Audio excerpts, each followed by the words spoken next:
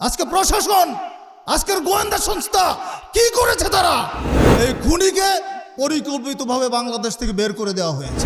যদি ভারতীয় আধিপত্যদের বিরুদ্ধে বাংলার জনগণ যদি ঐক্যবদ্ধ হতে না পারে, এই বাংলাদেশের টুটে আবার চেপে ধরবে। বিগত 15.5 বছর ইলেকশন নিয়ে ভারত কোনো কথা বলে নাই, এখন কথা বলছে কেন?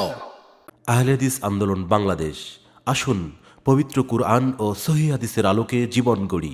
ইনকলাব মঞ্চের আহ্বায়ক শরীফ ওসমান হাদি গত শুক্রবারে জুমার সালাতের পরে তাকে দুর্বৃত্তরা গুলিবিদ্ধ করে আজকে রাত আনুমানিক 10টার দিকে হবে তিনি সিঙ্গাপুরের জেনারেল হাসপাতালে ইন্তেকাল করেছেন। ইন্না লিল্লাহি ওয়া ইন্না ইলাইহি রাজিউন। আমরা অত্যন্ত ব্যথিত, অত্যন্ত মর্মাহত, কারণ আল্লাহ রাব্বুল আলামিন সব মানুষের মধ্যে সব মেধা দেন না। বাংলাদেশে যারা রাজনীতি করেন বা বিগত 53 বছরে যারা রাজনীতি করে এসেছেন, আপনারা দেখেছেন প্রত্যেকে নিজের আখের গুছানো নিয়ে ব্যস্ত ছিলেন। প্রত্যেকেই কোন প্রক্রিয়া ক্ষমতায় যাওয়া যায়, কিভাবে নিজের লাভ করা যায়, কিভাবে নিজের ক্ষমতাকে টিকিয়ে রাখা যায়, নিজের প্রভাব প্রতিপত্তিকে কিভাবে এস্টাবলিশ করা যায়, এই জন্য তারা ব্যস্ত থেকেছেন। সত্যিকার অর্থে বাংলাদেশকে ভালোবেসেছেন, বাংলাদেশের স্বাধীনতা সার্বভৌমত্বকে ভালোবেসেছেন। এরকম কয়জন নেতা বাংলাদেশে জন্ম নিয়েছেন এই পর্যন্ত? খুঁজে পাবেন না। ইনকিলাব মঞ্চ নাম দিয়ে তার কোনো রাজনৈতিক দল নেই, এ পর্যন্ত কোনো ইলেকশনও করেন নাই, কোনো রাজনৈতিক দলের প্রতিদ্বন্দ্বী হওয়ার কথা না।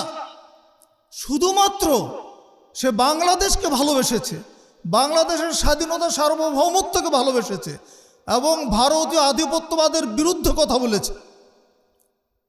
এই অপরাধে তাকে বাঁচতে দেওয়া হয় নাই। বন্ধুরা আমার, যারাই বাংলাদেশের সত্যিকার অর্থে স্বাধীনতার কথা বলবে, যারাই বাংলাদেশের প্রকৃত সার্বভৌমত্ব বুঝেন, যারা এই নিয়ে কথা বলবেন, তাদের জীবনের কোনো নিরাপত্তা বাংলাদেশে নেই। আগামী দিনেও যারা কথা বলবেন, তাদের জীবনের নিরাপত্তা থাকবে না। আজকে দেখেন বড় বড় রাজনৈতিক দলগুলো কথা বলছে না, কারণ সবাই কিন্তু লেজুরপ্রীতি রাজনীতি করতেছে।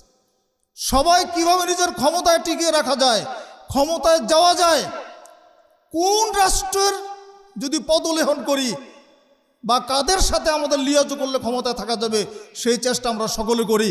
এই বাংলাদেশ যে কারণে স্বাধীনতা অর্জন করেছে, যে ইসলামের কারণে, মুসলমান হওয়ার কারণে বাংলাদেশ আজকে স্বাধীন সার্বভৌম রাষ্ট্র হয়েছে, এই চেতনা আমাদের মধ্যে নেই। এই চেতনাহীন একদল মানুষ হয়েছে। আমরা মানুষ নয়, আমরা মানুষ নামের কলঙ্ক হয়েছি, যার ফলে আজকে আমরা মেধার মূল্যায়ন আমাদের কাছে নেই। একজন মেধাবী তরুণকে আমরা বাঁচতে দেয় না, গুলি করে তাকে হত্যা করে দিয়েছি। এদেশে আর কি আশা করতে পারেন বলেন? কি বক্তব্য দিবেন? কি কথা মানুষকে শোনাবেন? কোন অ্যাঙ্গেলে বক্তব্য দিতে হবে আজকে আমরা জানি না। হক কথা বলবেন, ন্যায় কথা বলবেন, ইনসাফের কথা বলবেন, বাক স্বাধীনতার কথা বলবেন, কোনো কথাই তো বলার স্বাধীনতা আপনার আমার নেই। আজকে প্রশাসন, আজকের গোয়েন্দা সংস্থা কি করেছে? তার খুনি বাংলাদেশ থেকে কিভাবে ইন্ডিয়াতে পালিয়ে গেল? আজকে বিজেপি কি করেছে? ছোট্ট একটা রাষ্ট্রকে আমরা পাহারা দিয়ে রাখতে পারি না। সে তো সেই দিনই পার হয়ে যায় নাই। তাকে পরিকল্পিতভাবে, এই খুনিকে পরিকল্পিতভাবে বাংলাদেশ থেকে বের করে দেওয়া হয়েছে। এটা অত্যন্ত সুখের কথা নয়। যারা রাজনীতি বুঝেন, যারা রাষ্ট্র নিয়ে চিন্তা করেন, যারা বাংলাদেশের স্বাধীনতা নিয়ে চিন্তা করেন, অবশ্যই কথাগুলো মাথায় রাখতে হবে। আগামী দিনে বাংলাদেশের জন্য কোনো ভালো দিন আসছে না। যদি ভারতীয় আধিপত্যদের বিরুদ্ধে বাংলার জনগণ যদি ঐক্যবদ্ধ হতে না পারে, এই বাংলাদেশের টুটে আবার চেপে ধরবে এরা। বাংলাদেশ 53 বছরে স্বাধীন হয় নাই। এটা প্রতিবেশী রাষ্ট্রের একটা বাজার বানানো হয়েছে, একটা কলোনি বানানো হয়েছে। এটাকে বিগত 15.5 বছরে তারা ঠিক এইভাবে করেছে। বিগত 15.5 বছর ইলেকশন নিয়ে ভারত কোনো কথা বলে নাই, এখন কথা বলছে কেন? বন্ধুরা আমার, আমাদের সবাইকে রাজনীতি সচেতন হতে হবে। আমাদের সবাইকে আমাদের রাষ্ট্র নিয়ে চিন্তা করতে হবে। যারা রাজনীতি করো তোমাদের বলে দেয়, ক্ষমতার জন্য রাজনীতি ছেড়ে দাও। শুধু একটা আসনের জন্য, এমপি হওয়ার জন্য রাজনীতি করো, দিক তোমাদের ওই রাজনীতির। তোমাদের মধ্যে দেশপ্রেম নেই, দেশের প্রতি ভালোবাসা নেই, দেশের স্বাধীনতা তোমরা বোঝো না, দেশের সার্বভৌমত্ব বোঝো না।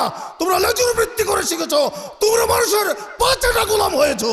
তোমাদের মতো রাজনীতিবিদ আমাদের দেশে দরকার নেই। তোমরা হয় বিএনপি করো, না জামাত করো, না জাতীয় পার্টি করো, যেই দলই করো, যত বড় দলই হো না কেন, তোমাদের মধ্যে রাজনৈতিক প্রজ্ঞা কতটুকু আছে না আমাদের এদেশের সাধারণ মানুষ বুঝে গেছে। কথাগুলো অন্তর থেকে কষ্টে বের হয়ে আসছে। একটা ইনসাফ রাষ্ট্র কায়েমের প্রত্যাশা নিয়ে আর মাত্র 30-35টা ছেলে শাহবাগে দাঁড়িয়েছিল।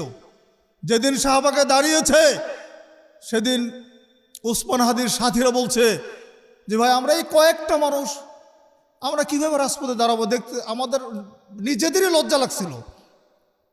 সেদিন ওসমান হাদির জবাবটা আমার কাছে খুব ভালো লেগেছে। সে বলেছিল, দেখো লজ্জা আমরা কেন পাবো, আমরা তো হক দাবি নিয়ে ময়দানে নেমেছি, রাজপথে নেমেছি, আমরা তো ইনসাফের জন্য রাজপথে নেমেছি। লজ্জা তো পাবে তারা যারা ইনসাফের বিরুদ্ধে কথা বলবে, যারা আমাদের দাবির সাথে একমত হবে না, যারা আমাদের প্ল্যাটফর্মে আসবে না, তাদের জন্য হচ্ছে লজ্জা। আমরা সংখ্যা যত কম হই আমাদের কোনো লজ্জার কারণ নেই। দেখেন তার সততা দিয়ে, তার প্রজ্ঞা দিয়ে, তার আমানতদারিতে দিয়ে আজকে বাংলাদেশের প্রত্যেকটা জনগণের মনে কুটে সে জায়গা করে নিয়েছে। দুর্ভাগ্য, এই বাংলাদেশে কোনো মেধাবীকে আমাদের শত্রুরা বাঁচতে দিবে না। অতএব এই মুহূর্তে মুসলমানদের ঐক্যবদ্ধ হওয়া ছাড়া কোনো বিকল্প পথ নেই, রাজনীতিবিদদের ঐক্যবদ্ধ হওয়া ছাড়া কোনো বিকল্প পথ নেই।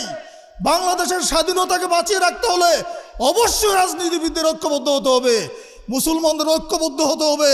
ঐক্যবদ্ধ হয়ে ঐক্যবদ্ধ প্ল্যাটফর্মে দাঁড়িয়ে বাংলাদেশের পক্ষে কথা বলতে হবে, স্বাধীনতার পক্ষে কথা বলতে হবে। বন্ধুরা আমার, আমরা আজকে তার জন্য দোয়া করি, আল্লাহ রাব্বুল আলামিন যেন তাকে জান্নাতুল ফেরদাউস দান করেন, আমিন। তার জীবনের ত্রুটি বিচ্যুতি যা আছে আল্লাহ যেন ক্ষমা করে দিন, কারণ সে যে দাবি নিয়ে ময়দানে নেমেছিল এই দাবির সাথে আমরা একমত সবাই। সেই কারণে আমরা তার প্রতি আমাদের সকলের অন্তর থেকে দোয়া আসছে, আল্লাহ যেন তাকে ক্ষমা করে দেন।